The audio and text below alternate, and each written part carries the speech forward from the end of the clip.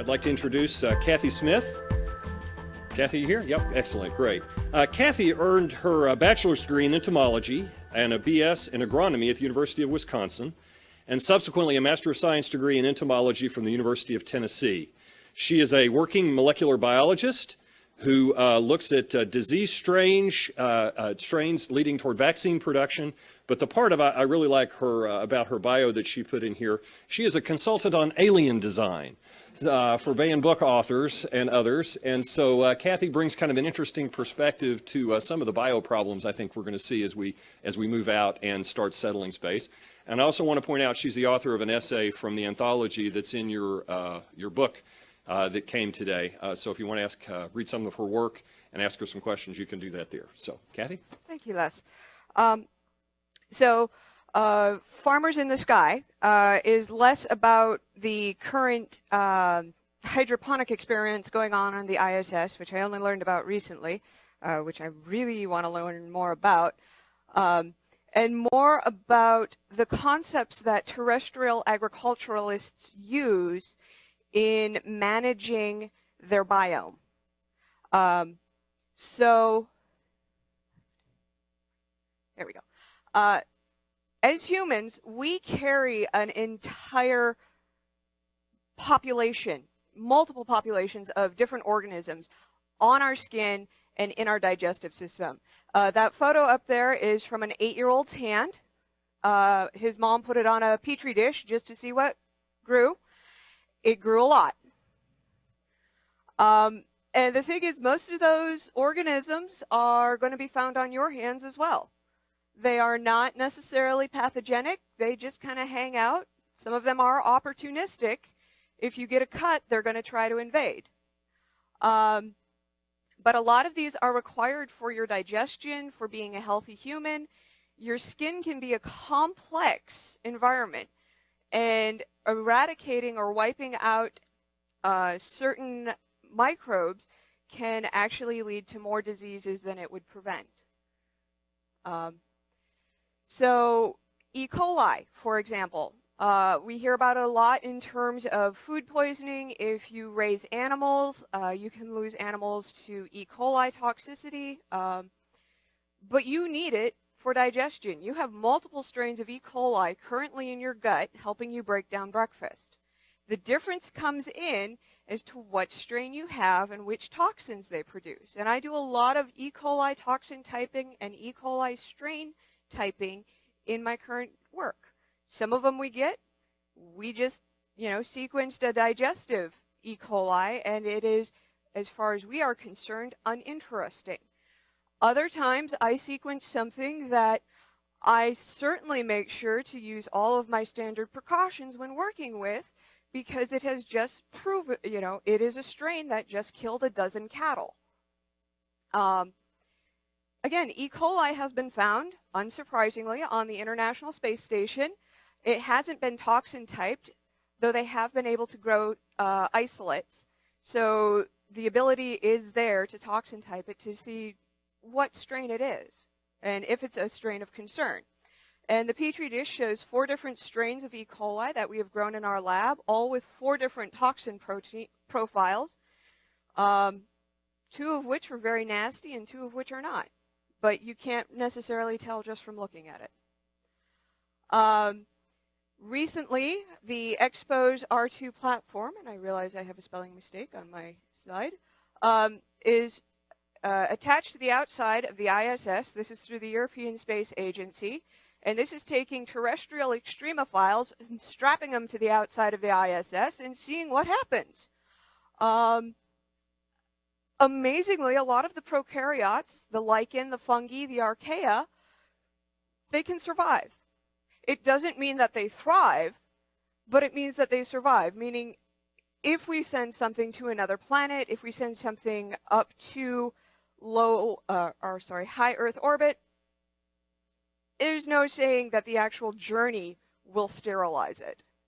They'll just hang out, probably encapsulated or ensporulated, waiting for the right moment. And again, and you're dealing with organisms that are highly adaptable. So it will be interesting as time goes on to see what happens. So on the ISS, there's a lot of environmental monitoring that goes on. There are numerous papers out there. I think there were at least 3 within the last 3 years doing categorizations and population counts and finding different genera, different species of things up there.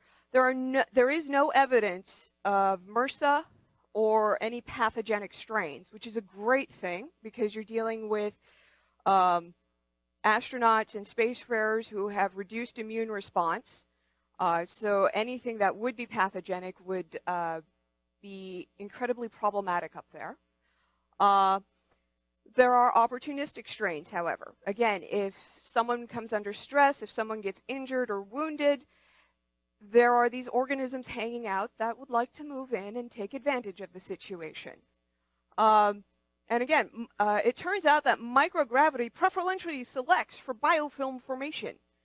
And biofilms are really cool, kind of.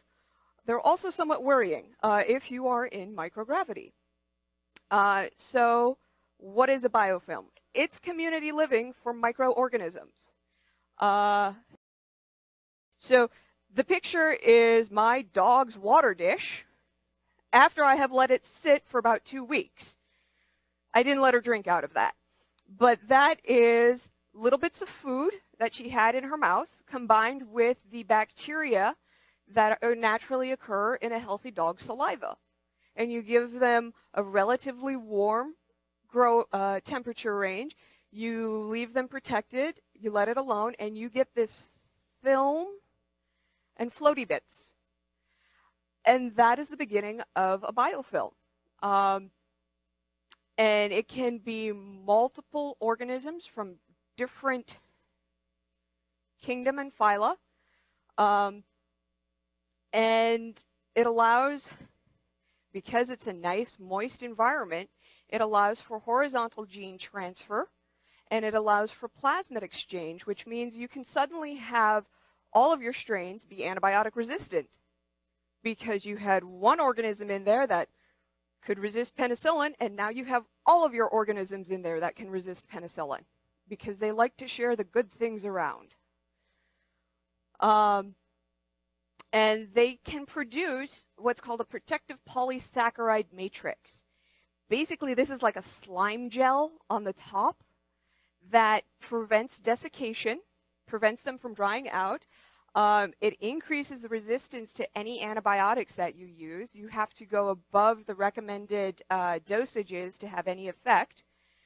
And then it increases resistance to cleaning chemicals. You really have to get in there and scrub to break up this matrix. And then you have structural side effects. So I have had this coffee pot since I was an undergraduate. And at one point in time, I let it sit with the coffee grounds in the sieve for a week. And I came back. It was during finals. I was a little distracted. What I found was a mold growing on my coffee grounds, which indicates that it was probably an acidic extremophile due to the nature of coffee being highly acidic. And this mold had eaten through the metal in my coffee pot.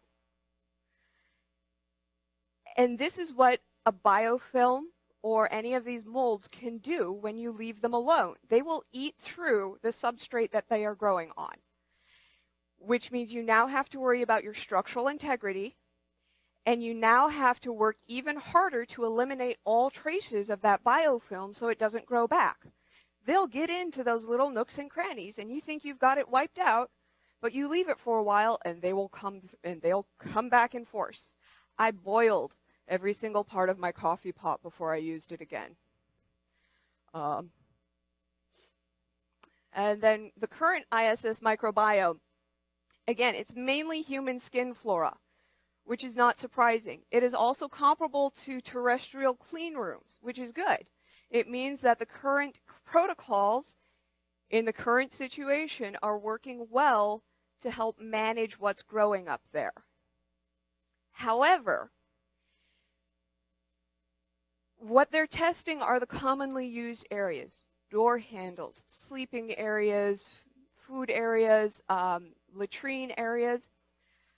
I haven't really seen evidence where they're pulling things out of the wall and testing behind them, opening up and testing in areas that would otherwise be protected or overlooked.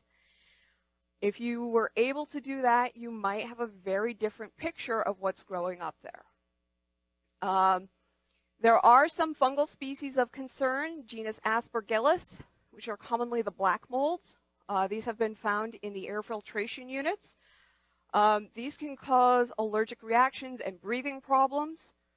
Some bacteria of concern, these would be from the genera Staphylococcus, Streptococcus, and Klebsiella. Klebsiella causes a type of septicemia on Earth. Streptococcus, we know that from strep throat.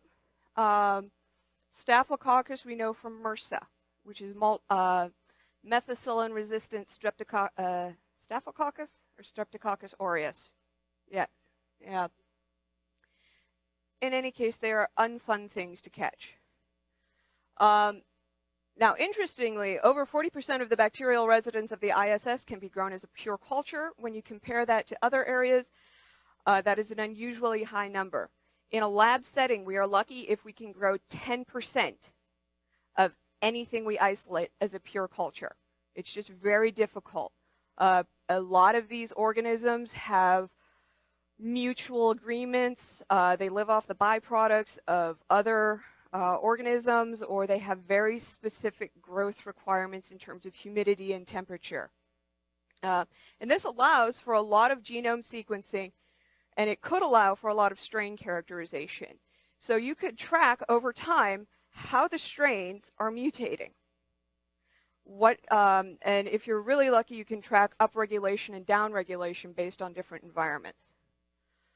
However, evidence suggests that there are undescribed species on the ISS. And this is not unusual in biology. There are undescribed species everywhere.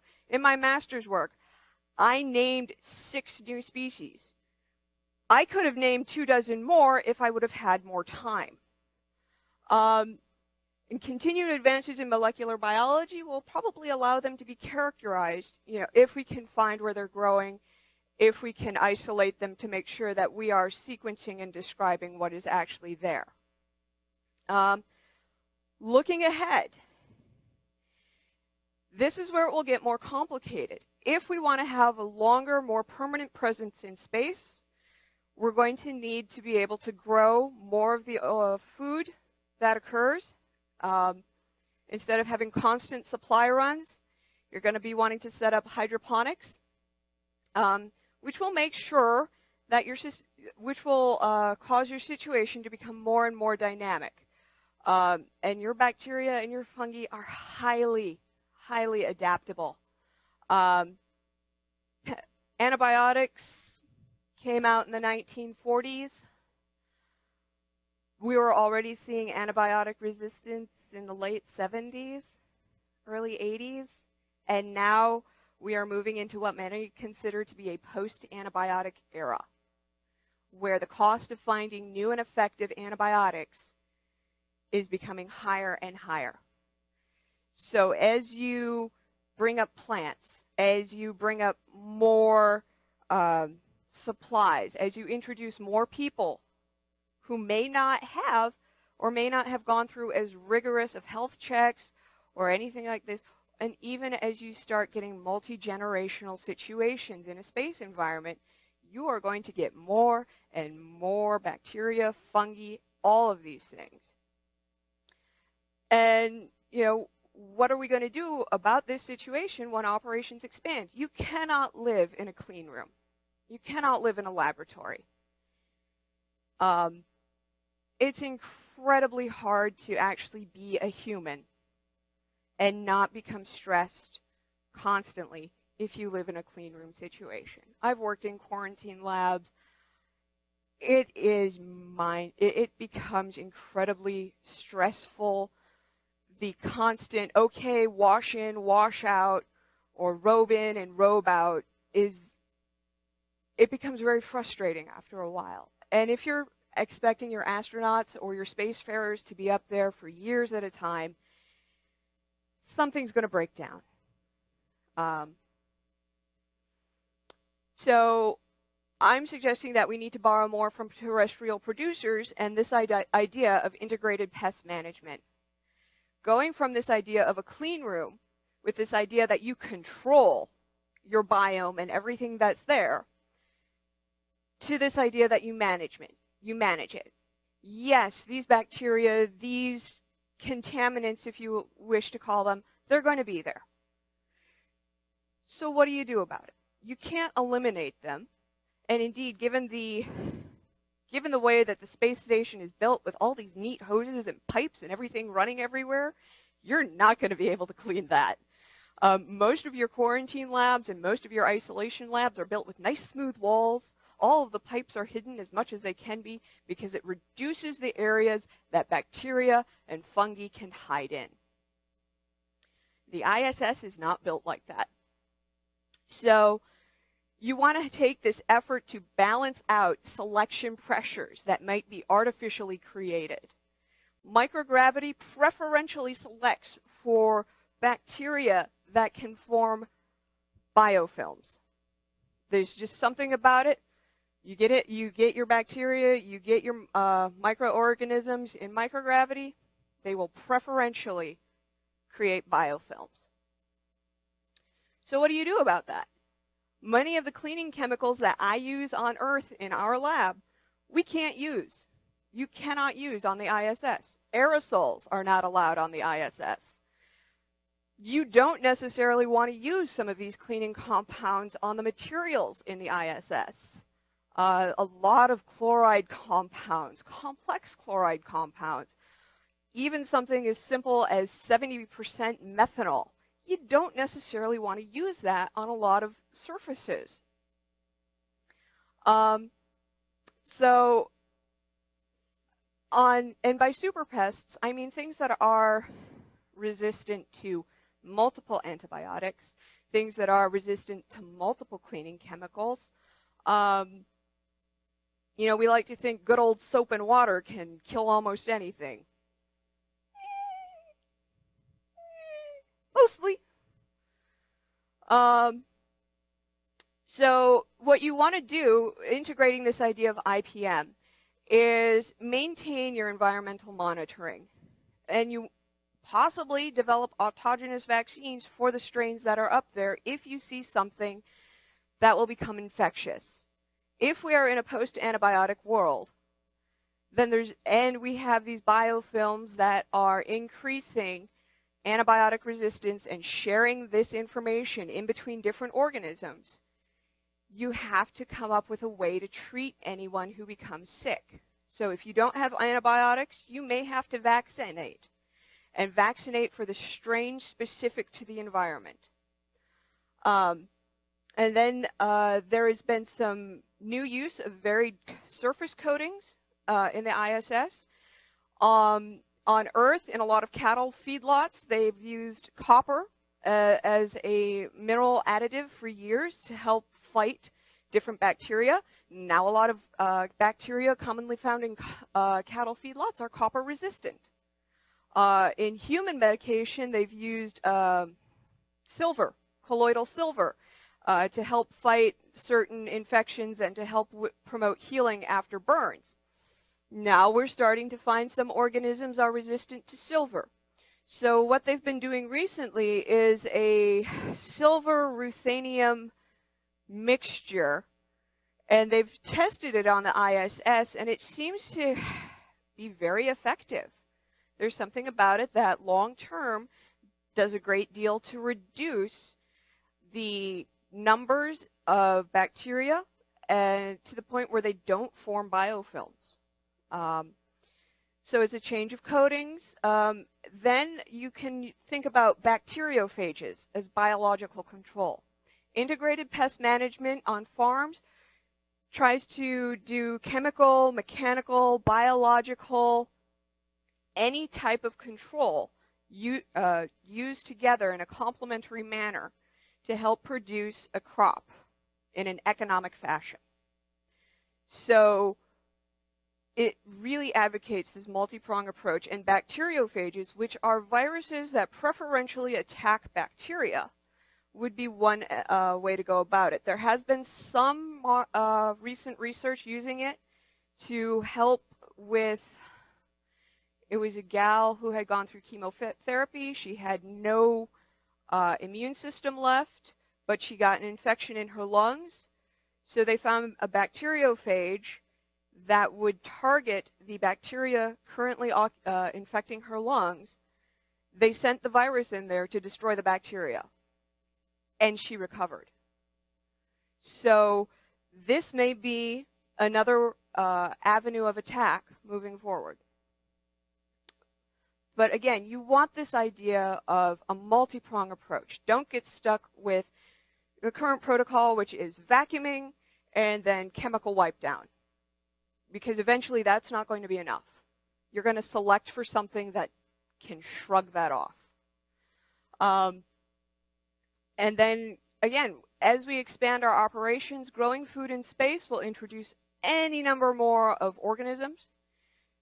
Certain plants require microbial components to grow. And the idea is adaptive organisms require an adaptive response. And bacteria, archaea, and fungi are the very definition of adaptive organisms. So, questions or comments?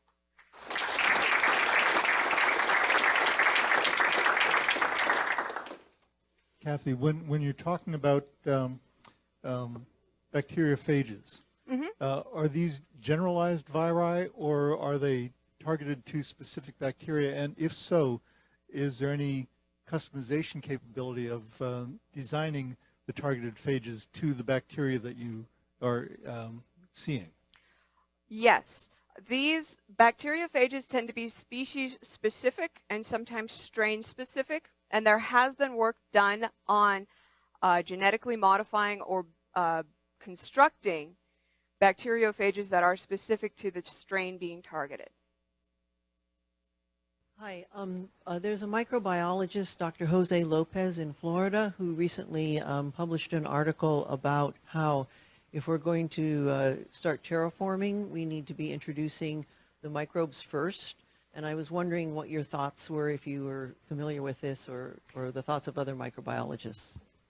I am not familiar with Dr. Lopez, but that is you'll have to introduce food sources for that bacteria. But yes, bacteria will probably be your driving engines for terraforming, particularly for soil formation. I had a comment and then a question. The comment had to do with hydroponics. I had a physical anthropologist visiting my class last week. The in the ISS was actually a problem. And if they had consulted with recommended. My main question, though, was have you thought about when we're in the ISS, we're pretty much protected fair to mission. The effect in terms of okay, is this better? All right, sorry about that. I'll start over. Once we get beyond ISS type orbit and we're doing longer missions where we're more exposed to radiation, how is that radiation likely to affect the mutation rate of microorganisms, and what is that going to mean for the stuff you've been talking about today? So they have been doing a little bit of looking into that based off of what's on the Expose-R platform. It seems a lot of bacteria are fairly decent at radiation shielding.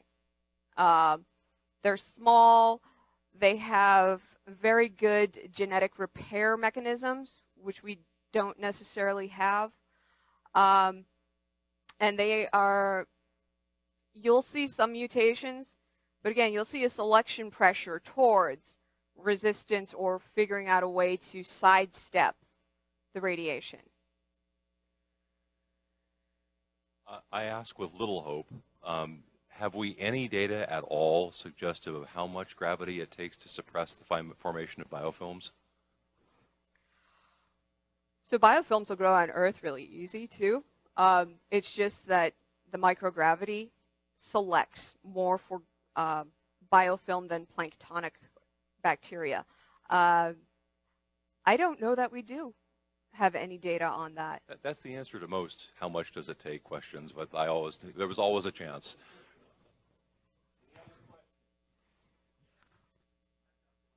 Of